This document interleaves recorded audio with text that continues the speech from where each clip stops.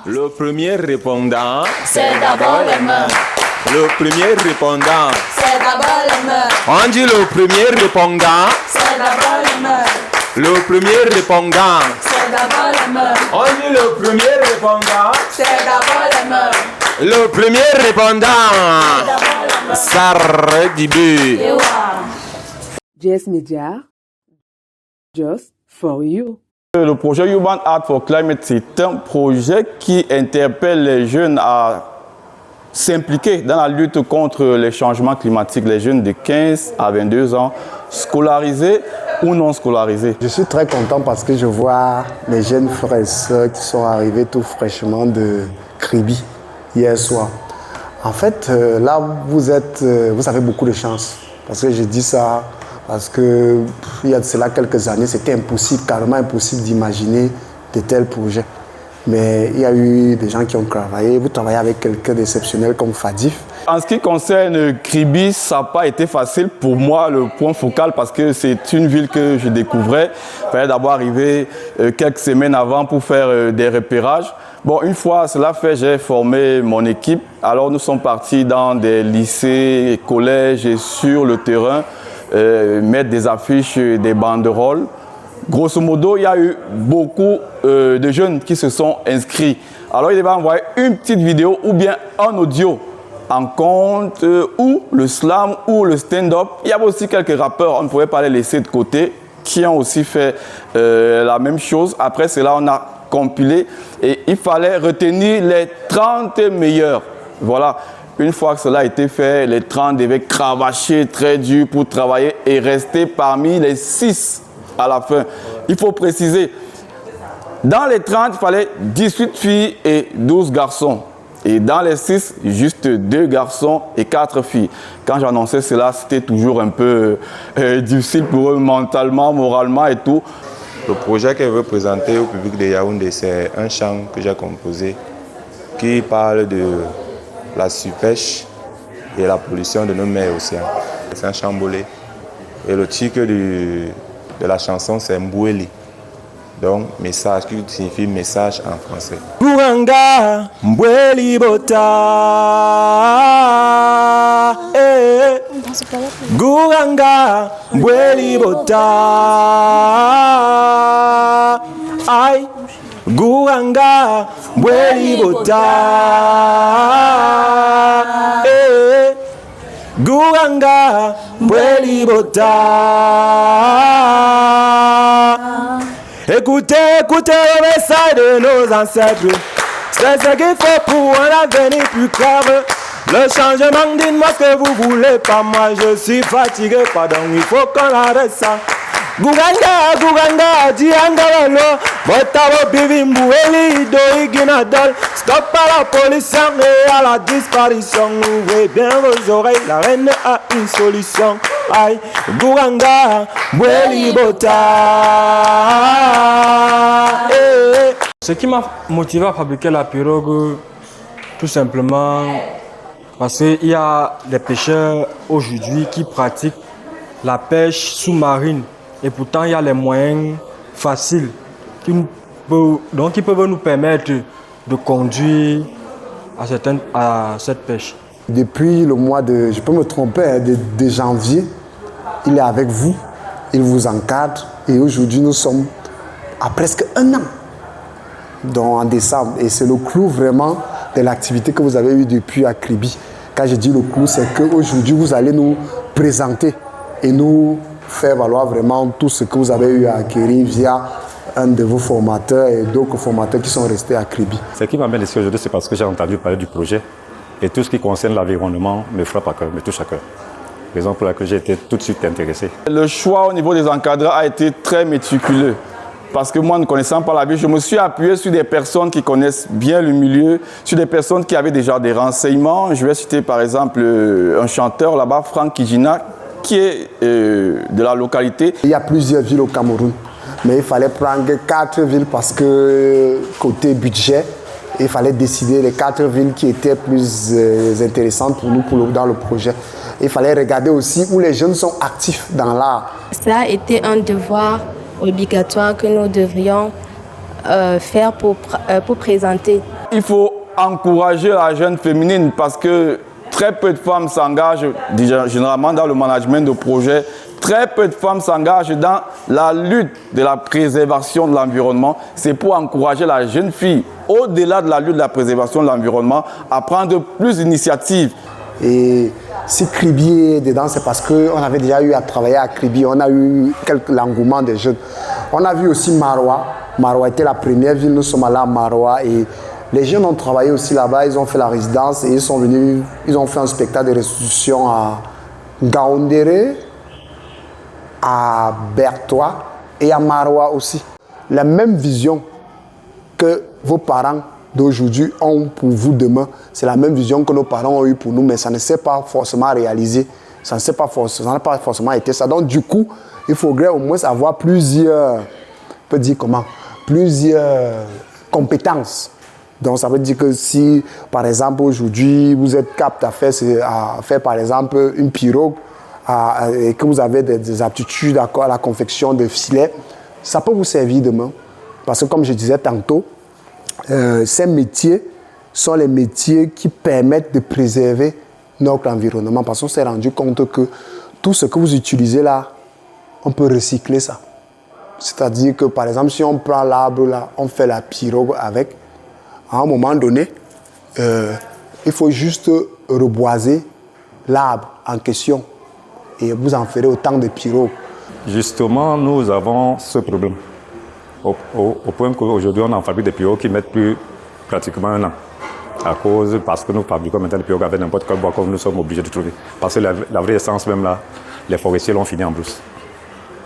C'est qu'on en trouve maintenant, c'est plus petit, très petit. Donc on ne pourra pas faire de pirogues avec. Déjà que notre voix n'est pas trop entendue, nous nous plaignons entre nous là. Mais sauf que dans nos villages, on a nos chefs de village qui souvent n'abordent pas le sujet peut-être là-bas. Et on a ces problèmes. Avant d'en fabriquer une pirogue, je leur ai dit, on a d'abord le choix de la bille. Enfin, on abat la bille, on abat le bois, et maintenant on positionne le bois, on trouve dans la distance dans laquelle nous voulons que notre pirogue est. Et maintenant, par rapport au volume, nous faisons un dessin, un croquis, pour donner la forme à la bille. Et maintenant, nous commençons donc par le dos. Et après le dos, nous trouvons le devant et le derrière. Le dos, il sert à quoi? Pourquoi commencer par le dos? C'est pour la stabilité de la pirogue. Enfin, maintenant, quand on l'a eu, on retourne dans la pirogue, nous nous mettons à creuser. Et après ça, il y a des finitions qui s'enchaînent pour venir au résultat de la pirogue. Alors, j'aimerais d'abord dire, c'était une ambiance de salle de classe. À un moment, c'est devenu familial. Mais vous savez, lorsqu'il y a des gens qui se retrouvent ensemble, il y a toujours eu des frottements, d'accord? Donc, ce sont quelques difficultés qu'on a eues sur le terrain, mais habituées, parce que nous avons travaillé déjà sur d'autres projets comme ça. Il fallait aussi gérer d'autres difficultés qui venaient de la famille et qui se répercutaient dans le projet. Donc, parler aux jeunes, les encourager, les consoler, voilà, c'était pas évident. Les pluies nous ont trouvé un peu à la fin. Il fallait marcher sous la pluie, porter ce qu'il y avait à porter. Les jeunes étaient très, très encouragés et nous, ça nous a aussi donné de la force. Moi, en tant que point focal et les encadreurs qui étaient là. Concernant la fabrication, au début, c'était bien difficile parce que je ne savais pas d'abord ce qu'on appelait la maille. Bon, je connaissais le filet, mais pas la maille. Je ne connaissais pas comment compter les mailles parce que pour fabriquer un filet, il faut d'abord apprendre à compter. Il faut d'abord connaître le nombre de mailles qu'on veut faire. Et avec le temps, j'ai pu confectionner un filet de mes propres mains. Quand nous parlons de mailles de filet, ça varie selon la grosseur. C'est-à-dire l'épaisseur entre les fils. Oui, c'est tout à fait. Exactement. Oui. Et l'écart. Et il y a la maille et il y a le volume même du nylon. Bon, dans le terme technique, nous appelons, vous pouvez entendre facilement, c'est un huitième, 22, ainsi de suite. Là, quand je peux dire à quelqu'un, va me payer le filet, 3 mailles, 3 doigts, c'est un huitième. Il saura de quoi je parle. D'accord, il y a autant de choses. Donc, les difficultés rencontrées pour ma part, c'était au niveau du tissage du filet parce que je trouvais ça, c'était pas quelque chose que j'avais l'habitude de faire. Il fallait apprendre, ça a pris un peu de temps, mais on a pu s'adapter. Nous avons les navettes que nous avons eu la chance de fabriquer nous-mêmes parce que ça se vend dans les boutiques. Mais on a pu nous montrer comment est-ce qu'on peut fabriquer nous-mêmes la navette parce que c'est elle qui aide à monter le filet.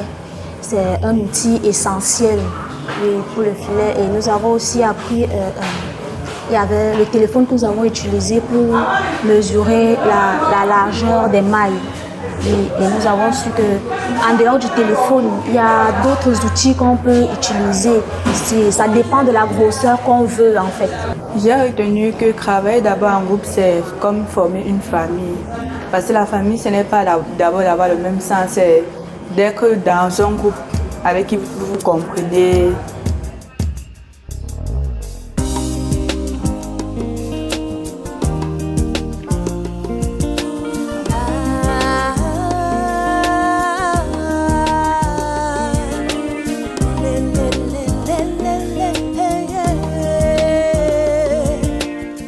De Marois. J'ai d'abord trouvé ça c'était très très bénéfique. Nous voyons comme à Kribi, nous avons la fabrication des pirogues, et ils ont la fabrication des chapeaux, des calebasses, des foyers améliorés. Bon, ça peut aussi être bénéfique que bon, si ça peut être possible d'exporter cela et d'amener ça dans les zones de Kribi pour que nous puissions aussi apprendre cela et cela peut nous faire des échanges. Ils se sont beaucoup donnés pour mettre en évidence la thématique et montrer vraiment que l'environnement et leur vie les tient à cœur. Et en mélangeant, on se rend compte que les jeunes de Bertois apprennent de ceux de Marois. Les jeunes de Kribi apprennent de ceux de Douala. Et avec ce documentaire, vous avez vu ce qui se fait à Marois qui pourrait vous intéresser et comment exporter ça du côté, comment faire venir ça du côté de Kribi. Ici, chez nous, nous pêchions ici avec la grosse maille. C'est-à-dire, nous prenions comme petits poissons, commençant par les bars. Oui. Et subitement, nous avons été ici envahis par un peuple qu'on appelle les Béninois. Ce sont eux qui apportent la petite maille, et la maille même en nylon. Parce qu'avant, nous utilisions les filets en coton, comme vous voyez là dehors. Les Béninois sont venus ici avec la petite maille. Oui. Et quand ils sont venus avec la petite maille, c'est que nous remarquions déjà, nous ne prenions plus assez de poissons. Déjà on dit déjà, quand ils s'installent quelque part, souvent ils utilisent beaucoup de trucs au point que, bon, nous, les autochtones, nous ne s'entendons plus. Alors nous étions donc obligés maintenant d'adapter leur maille de filet et abandonner le nôtre. Est-ce qu'il y en a qui pêchent avec des produits, on va dire, c'est pas toxiques? Non, pour le moment non. Mais sauf qu'il y a des gens qui déversent les produits toxiques, comme des sociétés que nous avons chez nous à Kribi, Socapam, Evecam, machin truc. Et à cause d'eux-mêmes, il y a beaucoup d'espèces de poissons qui sont en voie de disparition, qu'on ne voit même plus au marché pratiquement. La demande est tellement grande maintenant au point que l'argent a fermé les yeux de tout le monde. C'est-à-dire s'il faut maintenant se mettre à chercher, sensibiliser au console, j'ai dit même s'il faut prendre les plus petits qui naissent aujourd'hui pour aller le vendre au marché, ça peut te rapporter, tant mieux pour toi. Donc personne n'en parle encore. On subit et on vit avec. Au début, vous parliez des Béninois. Qui utilisaient des moyens surnaturels, voilà, pour, on va dire, pour fabriquer différents moyens de navigation. Est-ce qu'ils transmettent cela? Est-ce qu'il y a une transmission de cette technologie aux autochtones? À ma connaissance, ils ont refusé carrément. Il faut être béninois pour qu'on t'apprenne. Wow. C'est un peu chez eux comme si on t'initie d'abord pour... Donc même les apprentis sont béninois? Tous, il faut être béninois. Ça a quelque chose de mystique? On a l'impression. On a l'impression. Ok. Bon, étant donné que nous sommes dans le surnaturel, on ne va pas finir sans parler de ça. Et nous sommes à Kribi. Voilà, le Djengo, que beaucoup appellent Mami Wata ou la sirène sous d'autres cieux. Est-ce que le Djengo existe? En fait, je dirais... Pas que je dis le Djengo existe. Mais je n'irai pas te dire que je l'ai déjà vu. Et je vais vous dire encore une histoire qui va paraître, je ne sais pas moi. Ce que j'ai remarqué, c'est que si nous sommes à 10, s'il y a 10 Batanga, c'est bien quoi, il y a 9 femmes qui ont le Djengo. Du moins, là, j'ai connu quand même une histoire là où un pêcheur Il s'est renversé à mer, la pirogue est partie. Pendant qu'il priait, il s'est retrouvé debout sur un poisson qui est venu le jeter à la plage. Debout sur un poisson. Wow. Et en concernant encore Djengou, moi-même, ma propre nièce, une fois, elle s'est lavée comme ça. Subitement, là, elle avait peut-être des affaires de 15 ans. Elle est sortie de là en pleurant avec les boutons tout autour de son corps. Des boutons qui enflaient tout autour de son corps. Parce que elle avait, quand elle a plongé dans l'eau, le fleuve, là, elle a lobé là, elle a vu, c'était soit une assiette ou une cuillère qui l'a attirée. Et dès qu'elle était entrée en contact de cet outil, terrible. Elle était en contact avec le Djengo, on va dire. Tout de suite. Quand on regarde les problèmes que vous avez, par exemple, dans votre environnement, on se rend compte que si le Djengo, c'est quelque chose d'assez utile, vous devez l'utiliser pour le contre les oppresseurs. Pourquoi ça n'a pas d'effet sur les oppresseurs? Qui j'appelle oppresseurs? Les gens qui viennent détruire votre nature, par exemple, votre environnement, les gens qui viennent faire le trafic de pétrole, de tout le reste. Pourquoi ça n'a pas d'impact sur eux? Et ça, on a constaté souvent ça, que c'est plutôt sur nous-mêmes encore et tout le reste que ces choses ont des effets. Et s'ils sont corrompus? Moi, je me dis, les Djengou, ils vivent un peu comme nous vivons ici. Hein. Chacun pour soi. C'est-à-dire qu'il y a des gens qui essaient de faire ce qui est bien, et plus les gens qui font plus le mal. Parce qu'il y a quand même des gens qui ont bénéficié, quand même, étant atteints d'une maladie sérieuse, à qui il est subitement comme ça, il s'est retrouvé guéri. Et là, c'est rare. Mais le plus souvent, c'est contre. Comme quoi, il y a aussi des bonnes actions. Ok. J'aimerais comprendre. J'imagine que vous avez confectionné ces différents verres.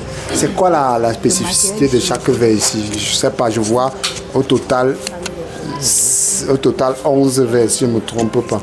Comment ça a été fabriqué? C'est quoi la spécificité de chaque verre?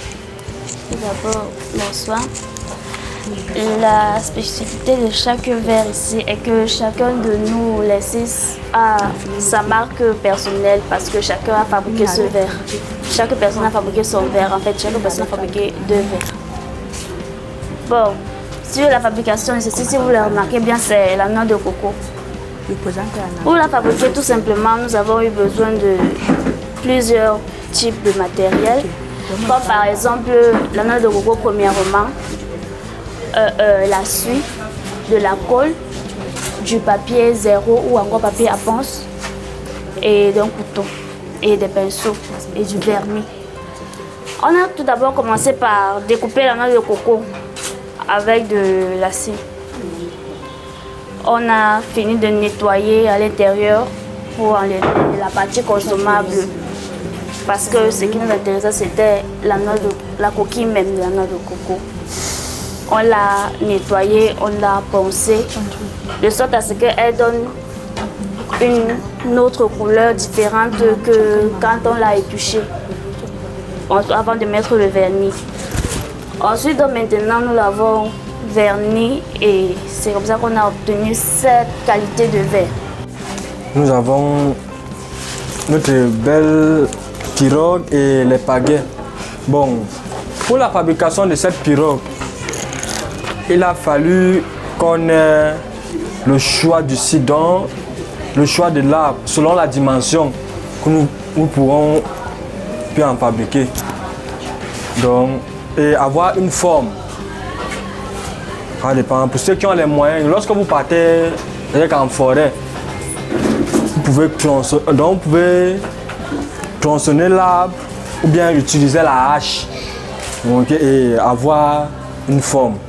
Bon, ça dépend du nombre de... Ça dépend de la dimension de la pirogue que vous voulez obtenir. Bon, pour avoir ceci, la partie la plus importante sur la pirogue, comme vous constatez là, c'est faire le dos de la pirogue. Dans le dos de la pirogue. Et en fonction du bois aussi, il va falloir que le bois soit flottant sur l'eau. Soit flottant. Parce qu'il y a les morceaux de bois que lorsque vous portez, vous jetez dans l'eau. Ça entre directement. Vous pouvez déterminer quel est le devant et le derrière de la pirogue. Ici là, nous avons le derrière de la pirogue. Ici là, nous avons le devant de la pirogue. Après avoir fini de tailler, nous allons replacer la pirogue comme ceci.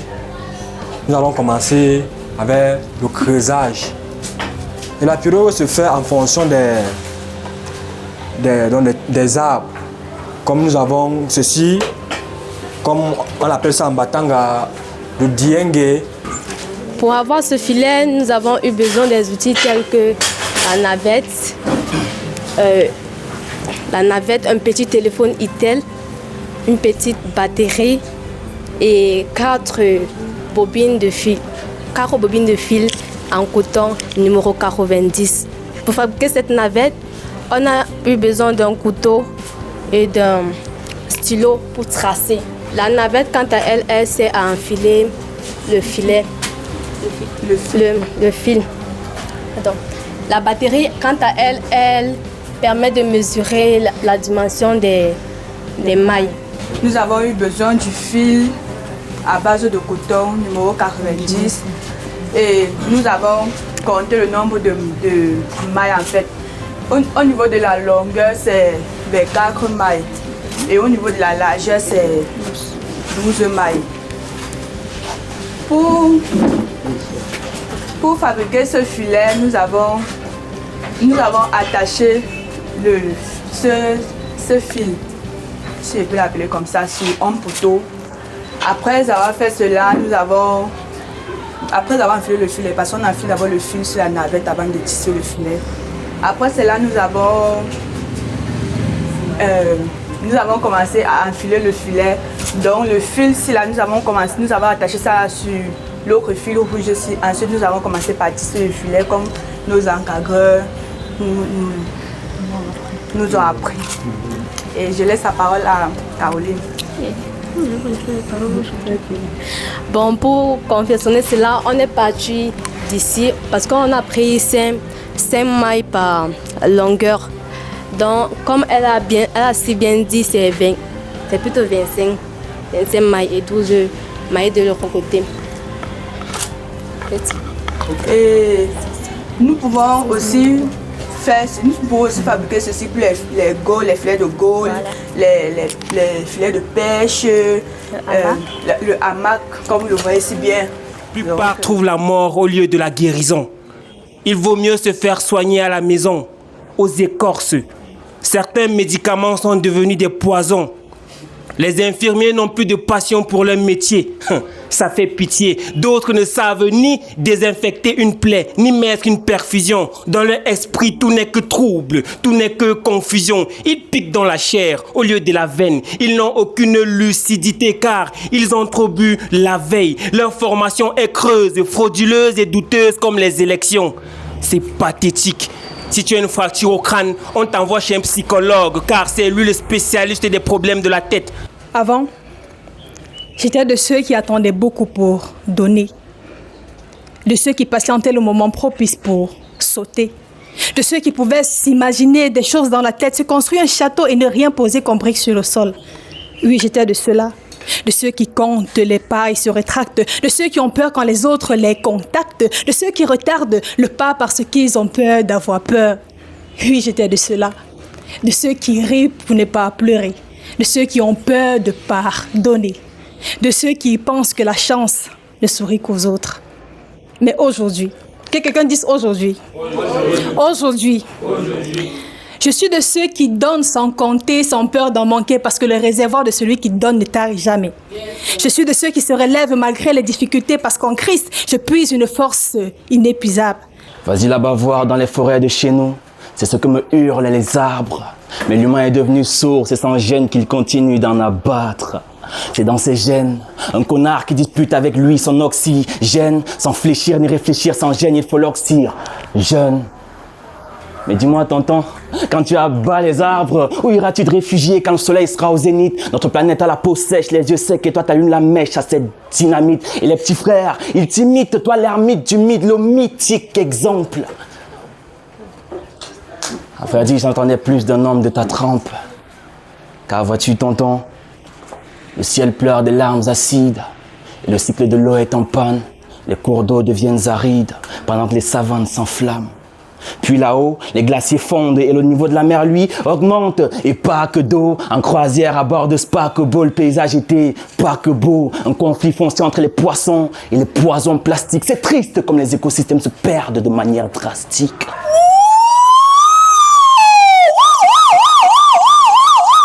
Alerte! Seigneur, ça c'est pas qu'un signe de malchance comme ça, non? Attends, Amoudjema, ça c'est quelle histoire comme ça? Famille, famille. Quand tu vas vous arriver, non, même la chèvre peut te mordre. Et ça ne te mord pas dans n'importe quel endroit. Ici, là, tac, le venin est parti. Je vous assure, c'est grave. Très grave. L'eau nous a pollué. La mer nous a envahis cette nuit. C'était à Kribi aux environs de minuit. Malgré que je n'avais pas la montre. Mais selon mon esprit, il était minuit. Je vous assure, selon mon esprit, il était minuit. L'eau nous a envahis. Attends, mais fois Boya, je sens donc une sensation de froid qui me tapait la peau. Mais c'est quand tu es dans ton profond sommeil. Tu ne peux même pas t'imaginer quand tel truc peut t'arriver. Et pourtant, l'eau avait déjà envahi la maison. Ça a raflé tout ce qui était dedans. Les matelas, amendim. Les seaux, amendim. Makana, amendim. Tout, amendim. Et vous savez où j'étais? Quand je me lève, je dis que quand je me lève, je constate que je suis déjà dans l'eau. Où? Dans l'eau, mais où alors? Coincé entre le lit et le mur. Donc, matelas qui amendim, mes frères boya, amendim, my frère boya, amendim. Guranga, Bweli Bota. Guranga, Bweli Bota. Guranga, Bweli Bota. Guranga, Bweli Bota. Guranga, Chuma mama Dieu. Guranga, Bweli Bota. Guranga, écoutez, la reine parle.